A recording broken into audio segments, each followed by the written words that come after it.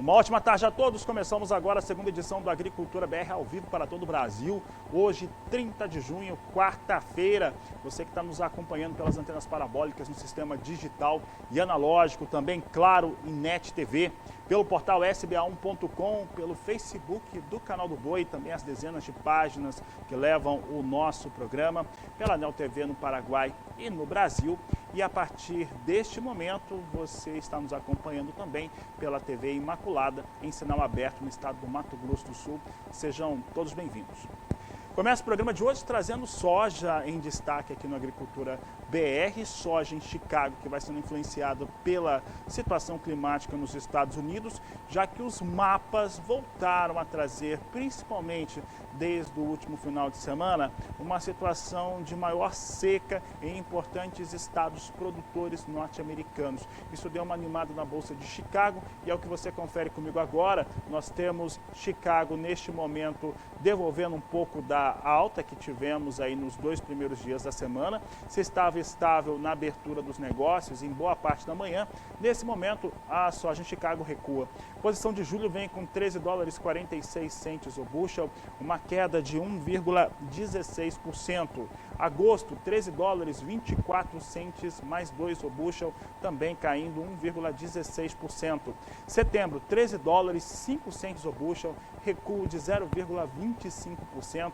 E a posição de novembro, a 12 dólares 98 centes mais 6 o bushel. Novembro perde o piso de 13 dólares com essa queda momentânea agora de 1,05%, portanto recuos para a soja na Bolsa de Chicago.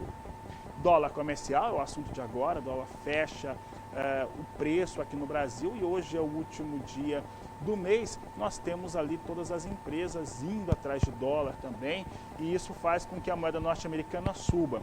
Essa movimentação do dólar, eu sempre ressalto isso nos últimos dias do mês, mas principalmente a última data do mês significa que nós temos aquele travamento do dólar aqui no Brasil para os negócios entre as empresas e fechamento de contas e assim por diante. Então o dólar tende a subir sempre no último dia e é o que nós temos hoje, uma alta forte de 1,43% a R$ 5,01 mais 3. Então mais uma questão ligada a fechamento de mês do que a qualquer fundamento de mercado em relação a dólar. Mas nós vamos conferir essa informação agora com Walter Puga Júnior, que participa do programa conosco. Puga, eu estava dizendo aqui no programa, era uma situação esperada, dólar subindo nesta quarta-feira, 30 de junho, está relacionado a fechamento de ciclo, fechamento de mês.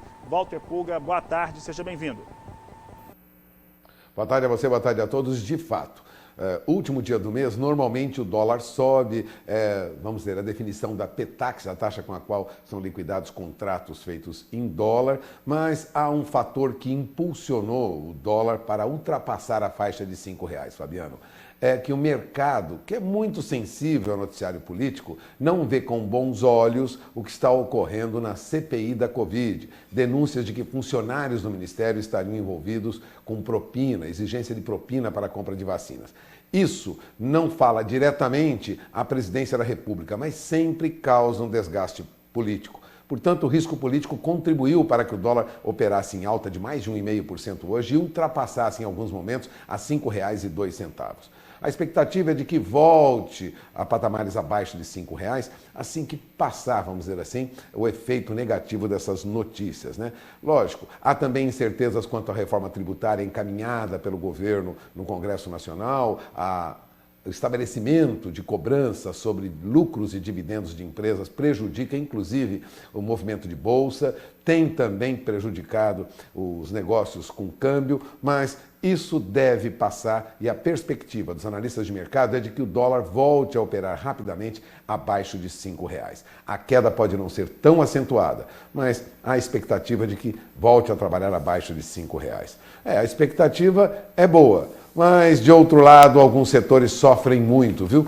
Quem trabalha com transporte de produtos para o agro, viu? O frete do agronegócio subiu para o produtor rural 1,2% em maio, mas não cobriu os custos dos caminhoneiros. A informação é do índice Frete Brás, do preço do frete, criado pela plataforma de transportes de cargas Fretebras. A elevação foi menor apenas da que foi registrada no setor de construção, que chegou a 2,1%. Ou seja, o preço do frete sobe para o produtor, mas não cobre os custos dos caminhoneiros. Na verdade, a alta dos preços do diesel não foram, vamos dizer, não conseguiram, né? Foram tão acentuados que não conseguiram ser suplantados pela alta do preço do frete. Portanto, caminhoneiros continuam reclamando e têm reuniões hoje para discutir com o governo e com a Petrobras como resolver essa situação. Os custos sobem, mas não sobem só para o agronegócio, sobem também em outros setores, viu, Fabiano? É com você. Tá certo, Pulga. Obrigado pela participação. Uma boa tarde a você.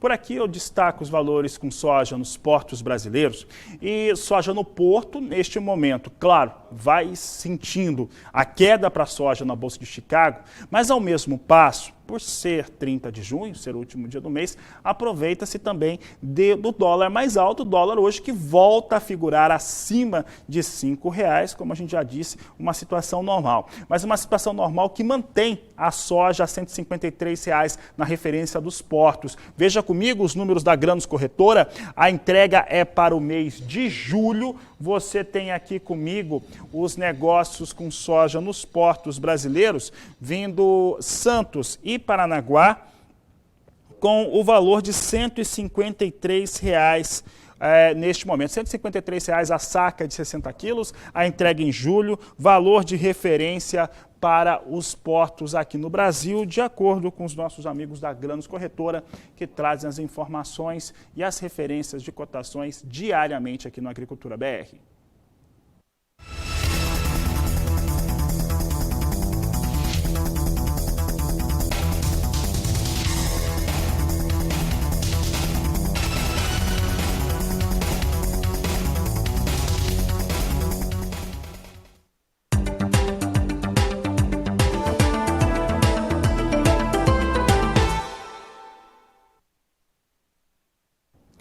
E a queda de temperatura generalizada em boa parte do país, mas principalmente nos estados do sul, parte do centro-oeste, no Mato Grosso do Sul e sudeste do Brasil, trouxeram realmente fatores de impactos muito fortes para as áreas de produção, principalmente para o milho.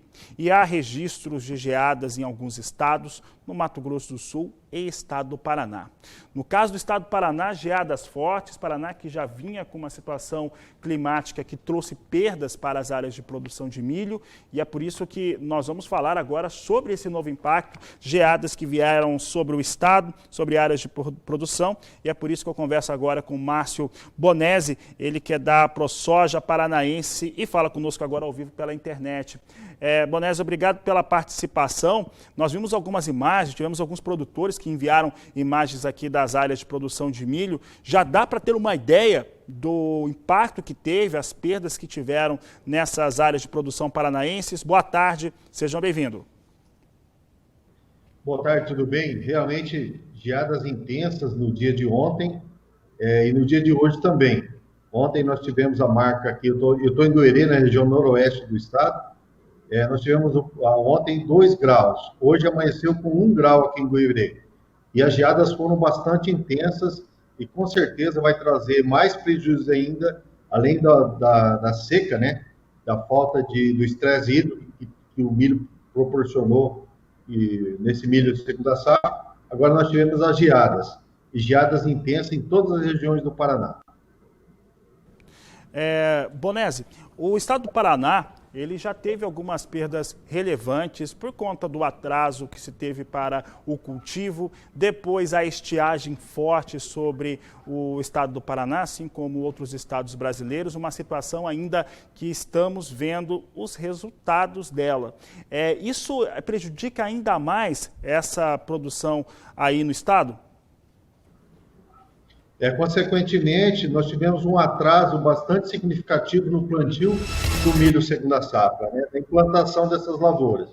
Aí nós tivemos o estresse hídrico e agora com esse milho atrasado, vamos dizer, vem essas geadas e a ProSoja Paraná estava estimando em todo o estado do Paraná uma perca em torno de 40% já com o fator de estiagem. E agora, com o fator geada, ainda nós não conseguimos quantificar isso, mas as percas são bastante grandes também.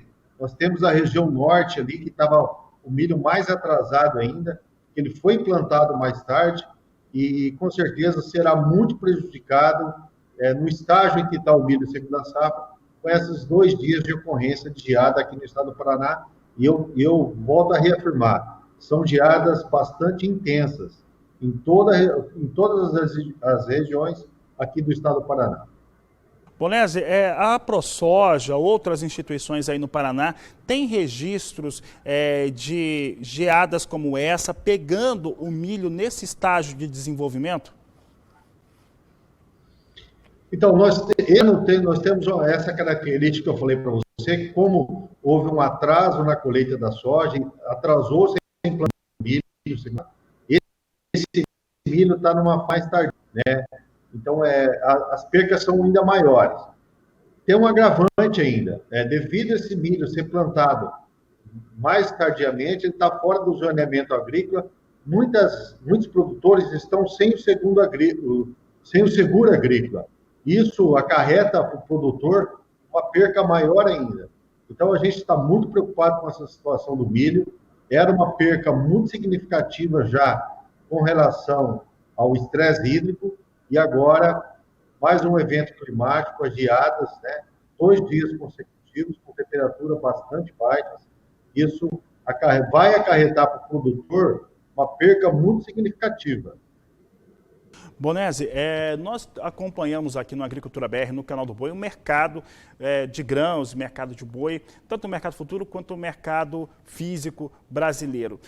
Na questão ligada ao mercado físico, nós vimos neste mês de junho, encerrando nesta quarta-feira, uma desvalorização para o milho. Essa desvalorização para o milho, ela veio tanto por conta da oferta, que começa a melhorar em parte do país, entre outros fatores, como, por exemplo, liberação de importação de cereal norte-americano, e que acaba trazendo algum impacto. Mas, principalmente, algumas das previsões de produção brasileira vinham trazendo, inclusive da Conab, até o mês passado, vinham trazendo uma estimativa mais alta do que aquela que o produtor está vendo em campo. Hoje, algumas estimativas de empresas de análise privadas estão trazendo uma produção geral no Brasil de 90 milhões de toneladas, algumas até abaixo desse número. Você acredita que o mercado vai refletir, principalmente para a comercialização dos produtores, vai refletir essa realidade em quanto tempo?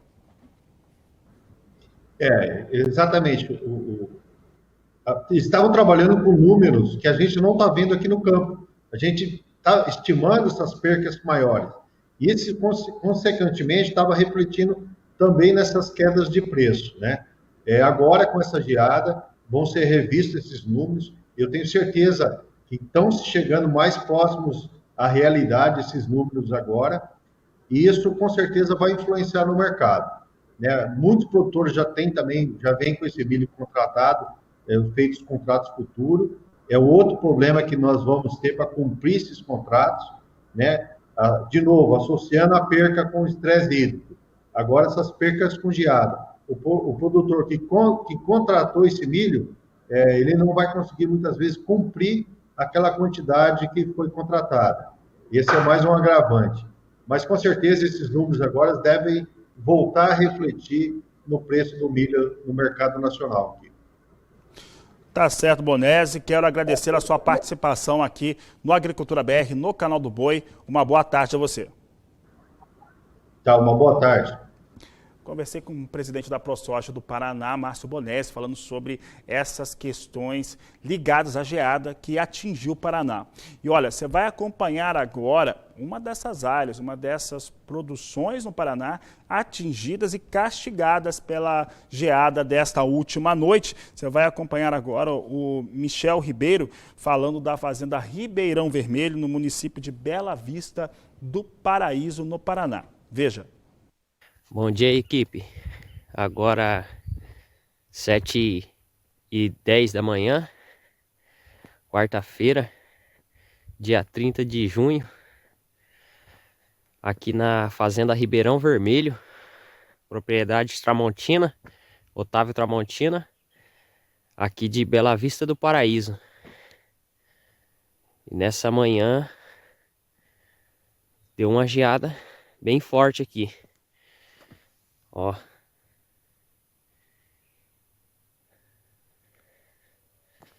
No milho. O milho tá branco. Tá sério. De gelo. Isso é aqui na sede. Ó o pallet. O extrato amanheceu cheio de gelo. Ó, branco de gelo.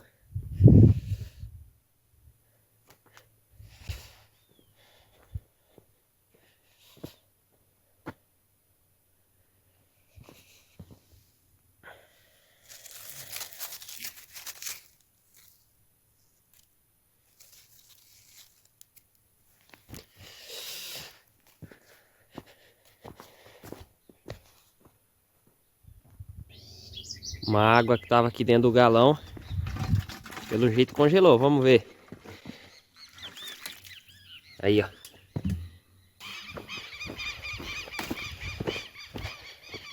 Acabou com tudo. Agora aqui para baixo geou. Aqui gelou mais, ó. Puro gelo.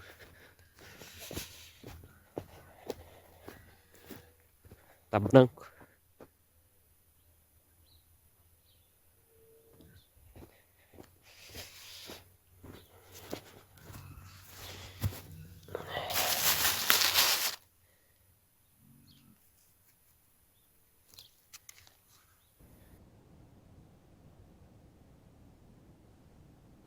A geada no estado do Paraná, uma situação, um cenário que nós temos trazido aqui no Agricultura BR.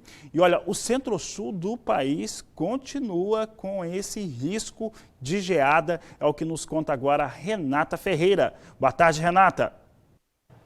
Boa tarde, Fabiano. Boa tarde a todos. O destaque de hoje fica para a formação de geadas no sul, sudeste e centro-oeste brasileiro. Atenção, produtores, hoje o frio é intenso em São Paulo e o dia já começou com geada na porção oeste paulista. E Fabiano, esse frio todo continua amanhã no oeste e centro paulista, além de todo o sul de Minas, viu? No centro-oeste, hoje nós temos também geadas pela manhã em todo o centro-sul do estado de Mato Grosso do Sul, e para amanhã a previsão é de que o ar frio comece a recuar e as temperaturas devem subir gradualmente. Mas mesmo com esse aumento nos termômetros, o dia deve começar com geadas no sul do Mato Grosso do Sul. Já na sexta-feira as temperaturas sobem e não há mais chance aí para geada. E a região sul já vem recebendo recordes de frio devido às baixíssimas temperaturas dos últimos dias e a tendência é que esse cenário não mude hoje. Pela manhã já tivemos geada em praticamente todas as áreas da região e ao longo do dia, mesmo com a presença aí do sol, o frio continua. Amanhã a massa de ar polar começa a perder intensidade, mas ainda tem chance para geada em grande parte da região. É isso, Fabiano, é com você.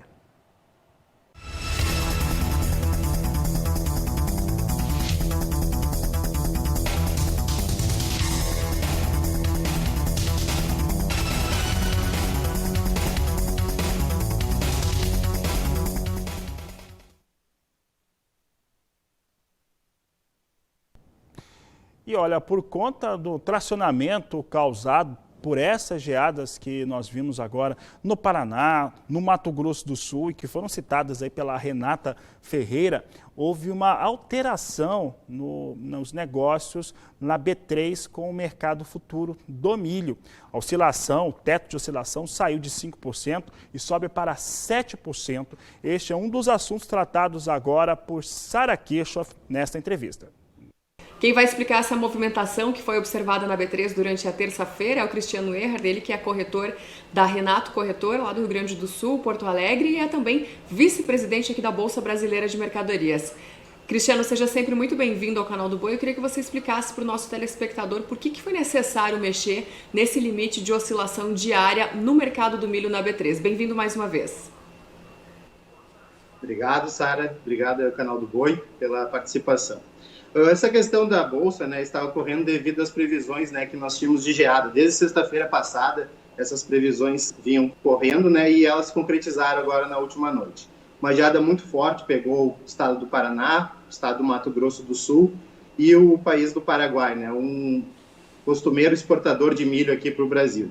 Temos previsões essa noite de mais geadas ainda, né, com isso provavelmente teremos mais perdas ainda na produção de milho brasileira. Tivemos limite de alta ontem de 5% e hoje novamente bateu 5% de limite de alta e excepcionalmente a B3 abriu até 7% o limite de alta. Temos vencimentos aí de junho, vencimento de novembro, vencimento de janeiro, todos fechando com 7% de alta na B3. Essa alta deve ser o clima, né, essas previsões de geadas, né?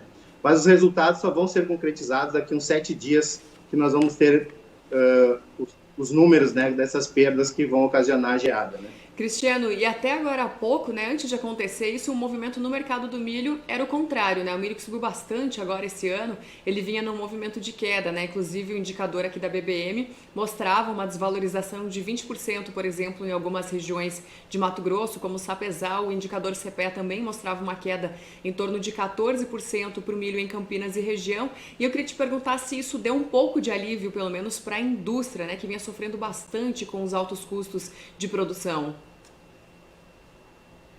Algumas indústrias se beneficiaram, né? As grandes indústrias, principalmente JBS, BRF, se aproveitaram dessa queda aí no mercado e compraram grandes lotes para estarem se abastecendo. Essa queda veio, né, pois o mercado de Chicago lá estava com patamares muito altos, muitos fundos posicionados, né, e reduziram bastante suas posições, derrubando assim o mercado de Chicago. Também o câmbio, né? Saímos de um câmbio aí de 5,30, 5,20 para hoje patamares de 4,90, 4,95 se firmando nesses patamares, né? Com isso, nós reduzimos também o preço de exportação, né? Hoje, o preço de exportação que nós temos para agosto, setembro, gira na casa de R$ 70, R$ 72, Porto de Paranaguá e Porto de Santos. Um valor bem descolado, né, do mercado interno, né? Que hoje, aqui no Rio Grande do Sul, pelo menos os vendedores estão pedindo aí na faixa de R$ 85, R$ 87 fora. E agora esse movimento baixista se reverteu devido a essas situações climáticas, né? Já tínhamos uma perda significativa da produção brasileira, mas agora com essas geadas acreditamos que teremos mais perdas ainda, né? Entendido. Redução da qualidade. Entendido, Cristiano. Mais uma vez, muito obrigada pela sua participação aqui conosco. Um prazer falar com você. Obrigado, Sara. Obrigado a todos pela participação. Esse foi então Cristiano Erhard falando com a gente de Porto Alegre, Rio Grande do Sul. De São Paulo, Sara Kirchhoff.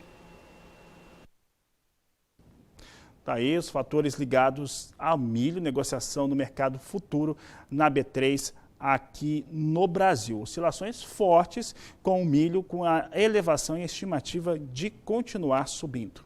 E agora eu mudo de assunto porque daqui a pouco, no interior do Mato Grosso do Sul, inclusive uma das cidades que havia até risco de neve nessa madrugada, Ponta Porã, aqui no interior do Mato Grosso do Sul, o presidente Jair Bolsonaro vai fazer a inauguração de um radar que é utilizado pela Força Aérea Brasileira. Para falar a respeito deste assunto, eu converso agora com o repórter Vinícius Souza, que está presente lá no ambiente. Vinícius, boa tarde, seja bem-vindo.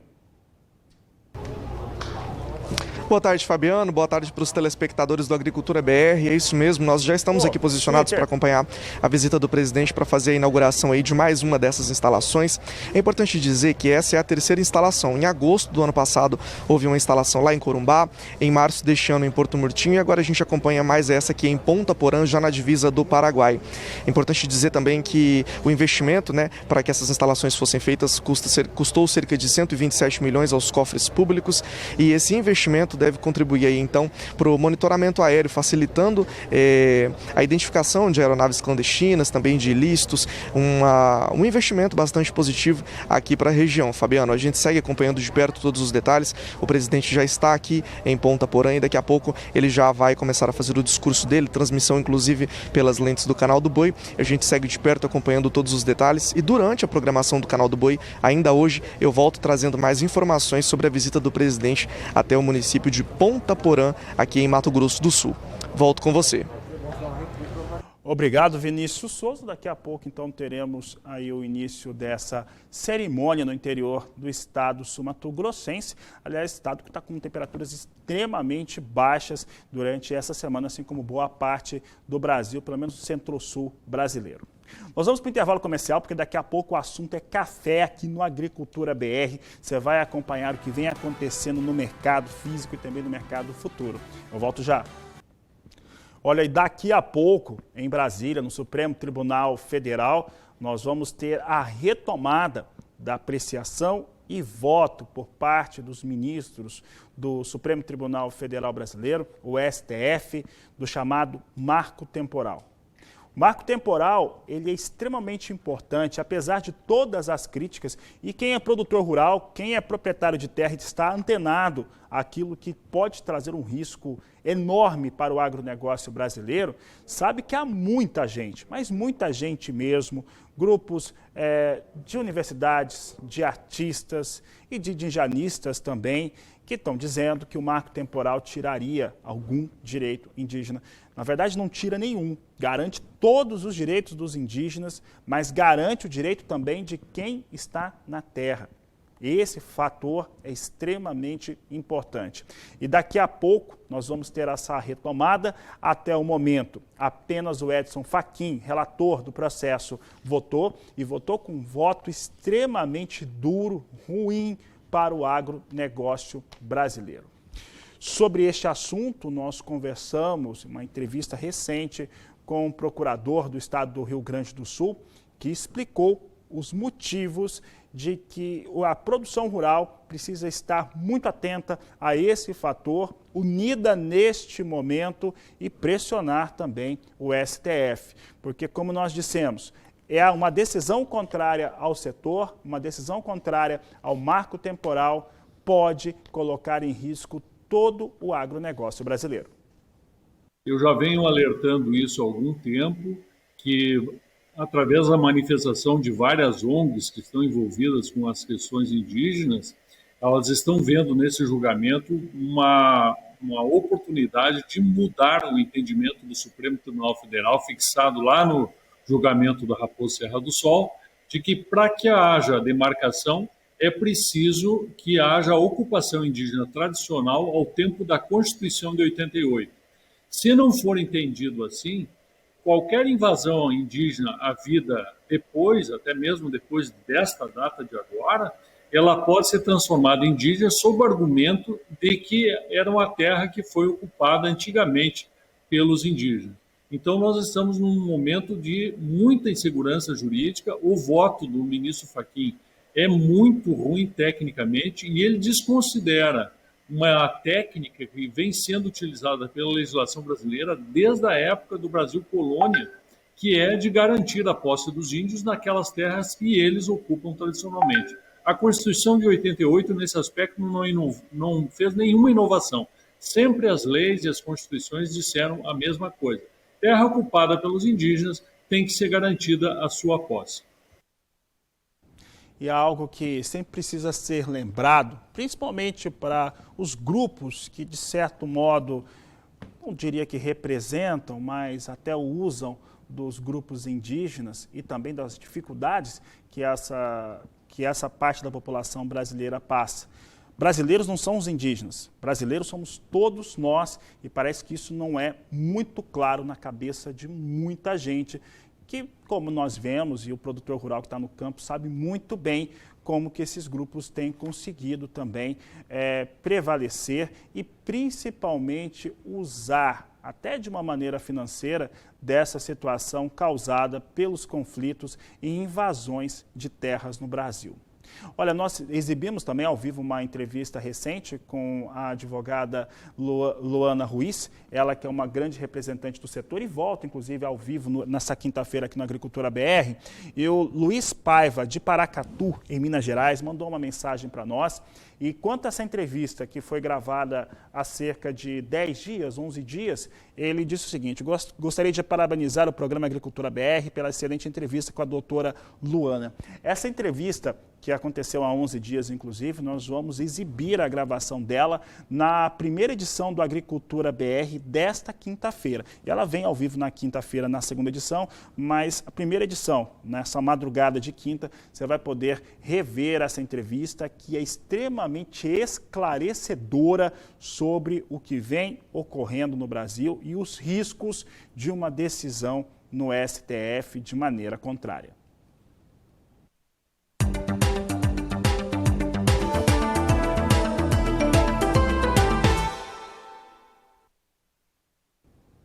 E olha, o consumo de café no Brasil e em todo o mundo tem se tornado cada vez mais exigentes.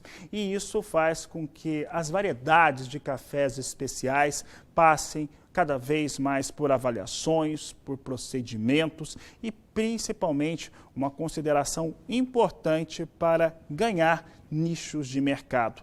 Hoje o Brasil produz cerca de 7 milhões de sacas ao ano de cafés especiais e é o que você vai conferir na reportagem de Mauro Andrade.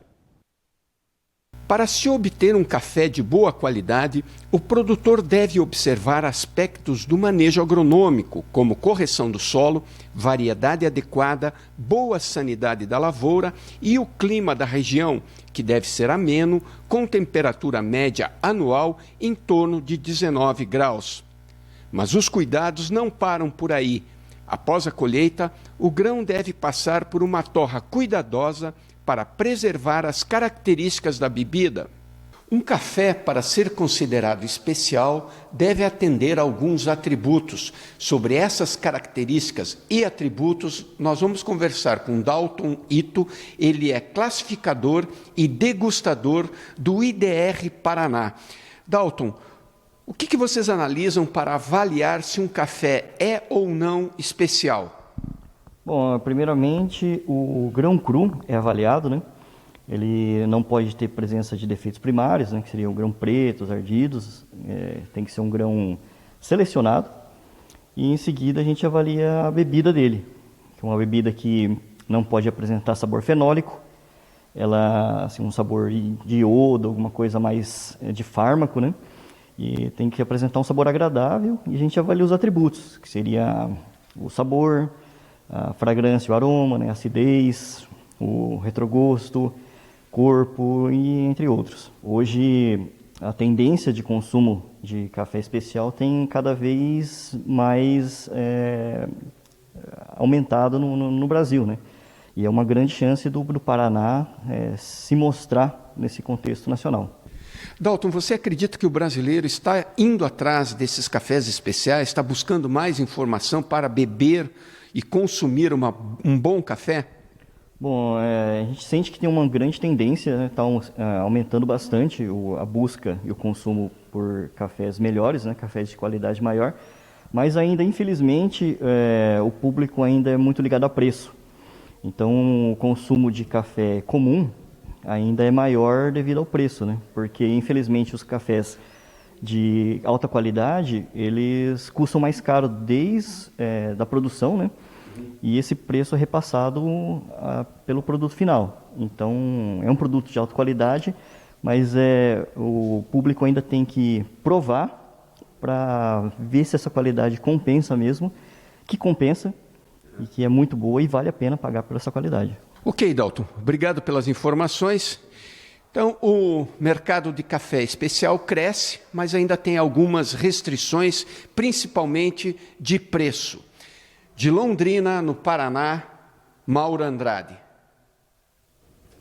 E por aqui nós vamos ver como é que vem os negócios com café arábica negociado na Bolsa de Nova York. Nós temos Nova York em recuo no dia de hoje, posição de julho, $1, 58 centes, mais 75 a libra peso. Setembro, $1, 59 centes, mais 5. Dezembro, $1, 62 centes a libra peso. E a posição de março, $1, 64 centes, mais 80 por libra peso. São os negócios com café arábica na Bolsa de Nova York.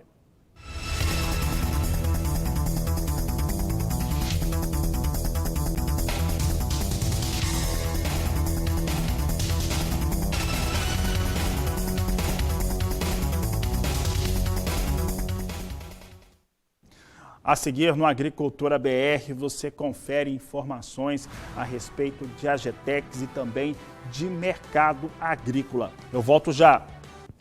E de acordo com um levantamento e mapeamento da Associação Brasileira de Startups, as Agetex aqui no Brasil, elas cresceram 64%.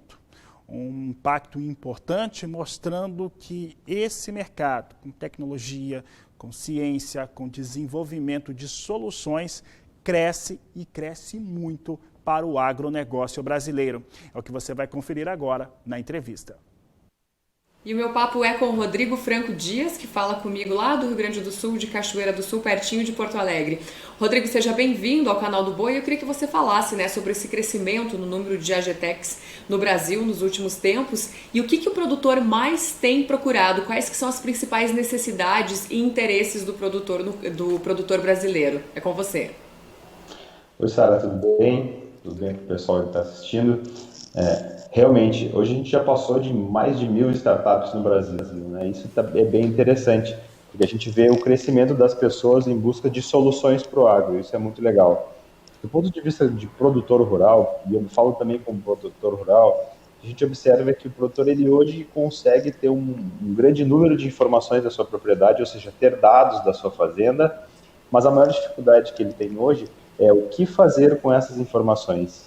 Então, tem diferentes plataformas, diferentes serviços hoje que entregam aí um grande número de informações. E a dificuldade até mesmo entre as startups é como a gente vai fazer para cruzar essas informações.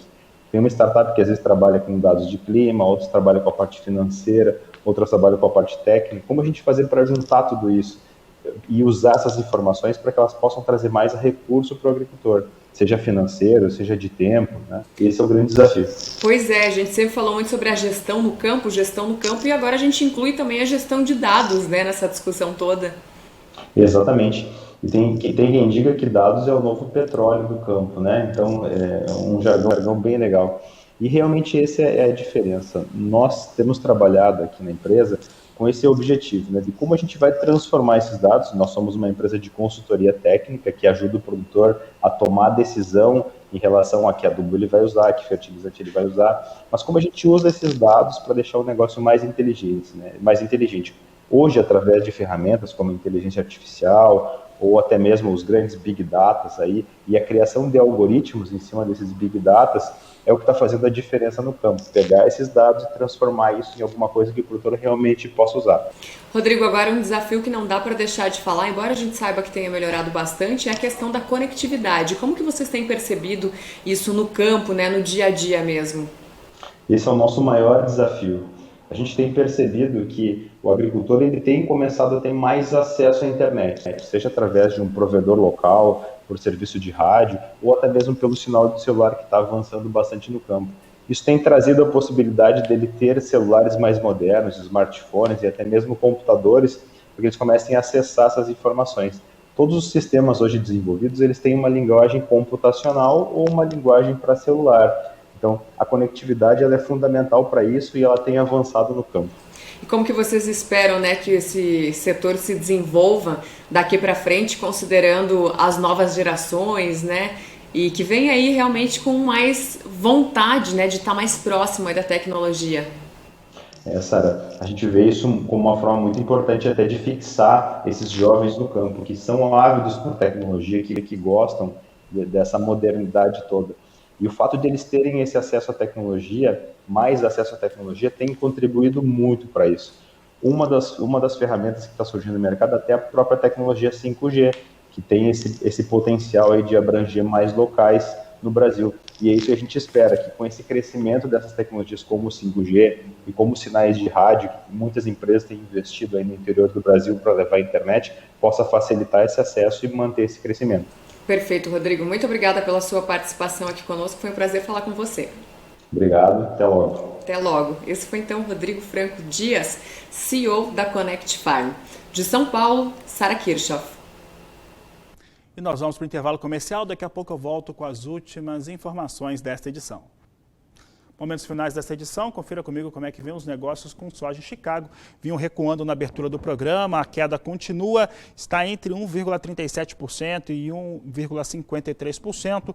Vou trazer aqui as duas posições de maior número de negócios. Nós temos aqui a posição de julho a $13,39 o bushel e novembro $12,94 mais 4 por bushel. São os negócios aqui nas duas posições com o maior número de posições negociadas, contratos negociados. Veja agora como é que vem o dólar. Hoje é o último dia do mês, natural, o dólar está mais alto e ele vem com alta hoje de 1,40%, R$ 5,01 mais 1. São os negócios com dólar, agora a referência neste momento com a Agricultura BR, encerrando por aqui. Mais informações na terceira edição do programa, hoje lá pelo Agrocanal. A todos uma ótima tarde, um grande abraço e até mais!